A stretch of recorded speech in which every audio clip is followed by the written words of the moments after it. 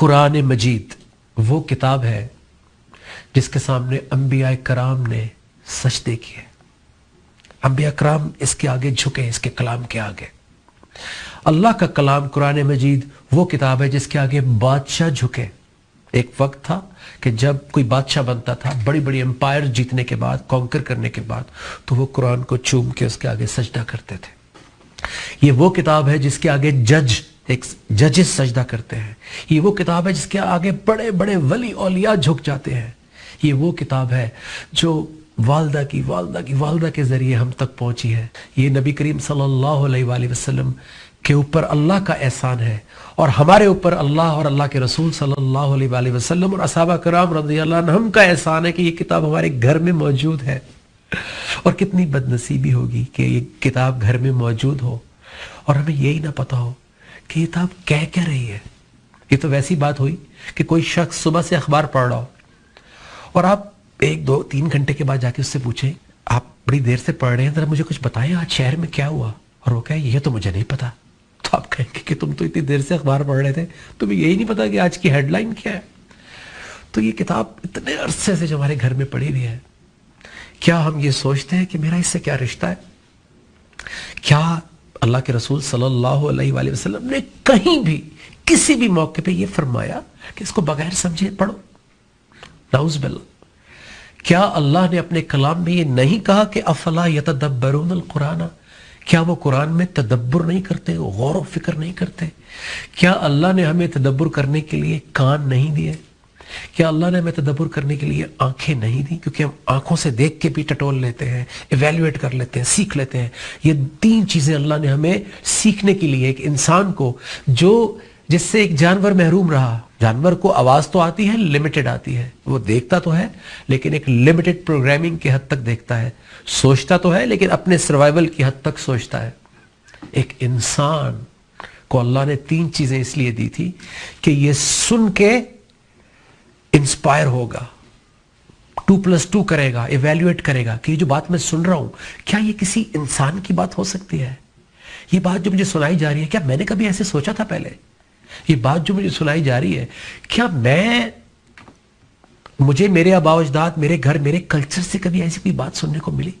تو جب وہ اللہ کی بات سنے گا تو اس کو ایک دم کمپیریزن، ایک دم ڈفرنس آئے گا کہ یار یہ تو بات ہی کچھ الگ ہو رہی ہے، میں نے تو کبھی ایسے سوچا ہی نہیں. میں تو ہر وقت سیلفشنس اور میں یہ تو ایک الگ ہی اخلاق اور ظرف کی بات ہو رہی ہے. یہ تو سننے میں اچھی لگ رہی ہے تو کرنے میں کیسی ہوگی؟ آپ سوچیں کہ جب تھوڑی دیر کے لیے ہم کبھی ہمدردی، ظرف، اخلاق، لحاظ کی بات ہی کرتے ہیں تو کتنا مزہ آنا شروع ہو جاتا ہے. اور جس کے عمل میں آ چکا ہوگا، جس کے کردار میں آ چکا ہوگا، وہ کتنا انجوائے کرتا ہوگا. تو یہ تو صرف ہم ایکسپیرینس کر کے ہی انجوائے کر سکتے ہیں یا اس کو دیکھ سکتے ہیں کہ کیا فیلنگ ہوگی. وہ کان کے ساتھ ساتھ اللہ نے ہمیں بصارت دی. آنکھیں تو بلی کو بھی دی ہیں، آنکھیں تو گائے کو بھی دی ہیں، آنکھیں تو بکری کو بھی دی ہیں، لیکن ہمیں بصارت دی ہے. اور اللہ اپنے کلام کے ذریعے اس بصارت کو اپنا نور دے دیتا ہے کہ ذرا ایسے بھی دیکھ کر دیکھو. کبھی جس طرح اللہ دکھانا چاہ رہے ہیں ذرا ایسے دنیا کو دیکھ کر دیکھو کیسا محسوس ہوتا ہے، اندر سکون آتا ہے یا نہیں آتا.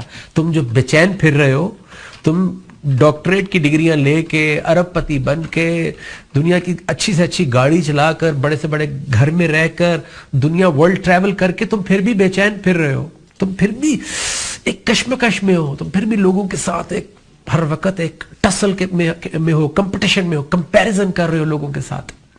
ذرا اس طرح بھی دنیا کو دیکھ کر دیکھو. تو سننے سے، دیکھنے سے، اور جو دل دیا اللہ نے یہ بڑا اہم ہے. اگر یہ 2 چیزیں صحیح کام نہ کر رہی ہوں، سننے کی صلاحیت اور دیکھنے کی صلاحیت، تو پھر دل سخت ہو جاتے ہیں. ناظرین، کہ دل سخت ہی اس لیے ہوئے کہ اللہ کی بات جانا بند ہو گئی. ریئلائزیشن، جیسے انگریز نے کہا ہے ریئلائزیشن، اس کو ریئلائز کرواؤ، اینالائز کرو. تو بغیر انالیسس کے، بغیر ریئلائزیشن کے کوئی ترقی نہیں ہوئی، کوئی ہیومینٹی تک نہیں ہم پہنچے. اسلام تو بہت دور کی بات ہے. ہم بغیر ریئلائزیشن کے رائٹس نہیں دے سکتے. ہم بغیر ریئلائزیشن کے اشارے توڑ دیں گے، ہم بغیر ریئلائزیشن کے حقوق کھا جائیں گے. تو جب اللہ کی بات ہمیں ریئلائز کرواتی ہے کہ تم آئے کیوں تھے اس دنیا میں. آپ کو پتا ہے کہ ہم میں سے بہت سارے لوگ ہمارے گھر والوں میں سے، ہمارے آس پاس حلقہ احباب میں سے بہت سارے لوگ یہ سوال کیے بغیر، یہ سوال پوچھے بغیر، اس سوال کا جواب لیے بغیر اس دنیا سے چلے جاتے ہیں۔ اللہ معاف کرے کہ یا اللہ تو نے مجھے اس دنیا میں بھیجا کیوں تھا؟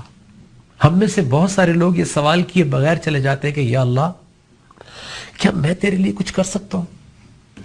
یہ دعا مانگے چلے جاتے ہیں کہ یا اللہ تو نے مجھے سب کچھ دیا، صحت دی، سارے اعضاء مکمل دیے، اور ہر لحاظ سے تو نے مجھے قابل بنایا، پڑھایا لکھایا، ماں باپ دیے، رشتے دیے، سب کچھ دیا، بھائی بہن اولاد ازواج، کھانا پینا، ایک سے ایک چیز میں نے ٹیسٹ کی، چاہے پیسہ زیادہ تھا یا کم تھا، سب کچھ میں نے انجوائے کیا اس دنیا کے اندر۔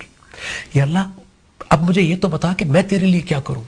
کوئی نہ کوئی تو نے میرا مقصد تو رکھا ہوگا، تو نے مجھے خالی انجوائے کرنے کے لیے، کھانے پینے کے لیے، بچے پیدا کرنے کے لیے تو نہیں بھیجا، اس کے لیے تو پوری انسانیت ہے، پوری انسانیت صبح شام یہی تو کر رہی ہے۔ تو نے مجھے مسلمان بنایا ہے، تو نے مجھ پہ اتنا کرم کیا ہے، تو نے مجھے اللہ کے رسول صلی اللہ علیہ وآلہ وسلم کی امت میں پیدا کیا ہے، تو یا اللہ مجھ سے کیا چاہتا ہے، میرا کیا رول ہے؟ کیا ہم نے کبھی اللہ سے یہ پوچھا؟ تو جب تک سنیں گے نہیں، جب تک اپنی بصارت کو استعمال نہیں کریں گے، دل تک بات نہیں پہنچے گی۔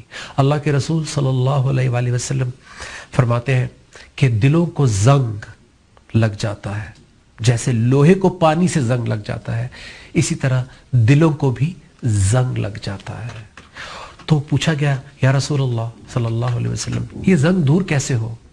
تو آپ نے فرمایا کہ یہ زنگ موت کو اکثر یاد کرنے سے اور قرآن مجید کی تلاوت کثرت کے ساتھ کرنے سے دور ہو جاتا ہے۔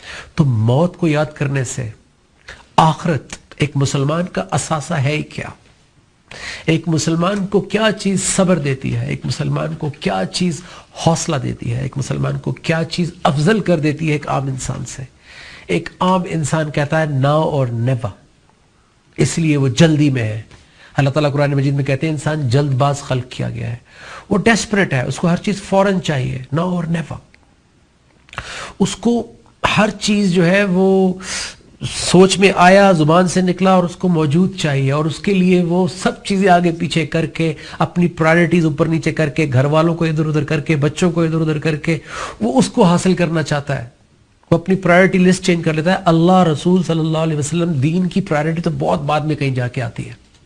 پہلے ہم خود ہوتے ہیں، ہمارا نفس ہوتا ہے، اس کی خواہشات ہوتی ہیں، پھر جا کے کہیں جو ہمیں بہت عزیز ہوتا ہے، بیٹا بیٹی، ازواج، پھر کہیں جا کے ماں باپ اوپر کی لسٹ میں ہوتے ہیں، پھر کہیں جا کے اللہ کے رسول صلی اللہ علیہ وسلم، بلکہ اس کے بیچ میں بھی کیریئر، پیسہ اور بہت سارے الہ آ جاتے ہیں، پھر کہیں جا کے معذرت کے ساتھ، کیونکہ میں بالکل آپ کو سچ بتا رہا ہوں اور اپنی زندگی کو سامنے رکھ کے بتا رہا ہوں، جو زندگی میں نے گزاری ہے میں آپ کو بالکل اس کو دیکھ کے بتا رہا ہوں کہ میں نے ایسی لائف گزاری ہے جب پرائرٹی لسٹ میں ٹاپ 10 میں کہیں بھی اللہ اور اس کا دین نہیں تھا۔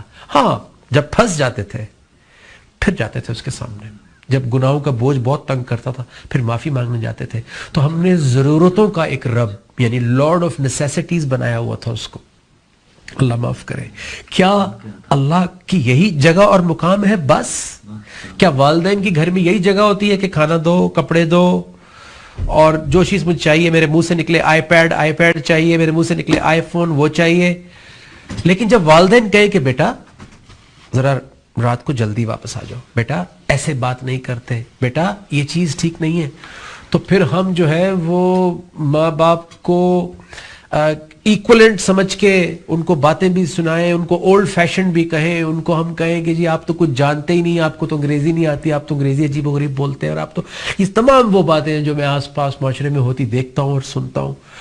تو جب والدین صرف ضرورتوں کے والدین نہیں ہوتے بلکہ ان کا ایک مقام اور ان کی ایک جگہ رکھی ہے اللہ نے، تو اللہ کا اپنا کیا مقام ہوگا؟ کبھی ہم نے اس سے یہ پوچھا؟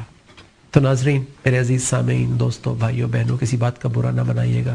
ہمارے گھر، کیونکہ میں جس طرح اپنے گھر کو دیکھتا ہوں اسی طرح آپ کے گھر کو دیکھتا ہوں، ہمارے گھروں کے اندر سکون، اطمینان، برکت، رحمت اللہ سے کی مخالفت کر کے کبھی بھی نہیں آئے گی، اللہ کی بات کی مخالفت کر کے کبھی بھی نہیں آئے گی۔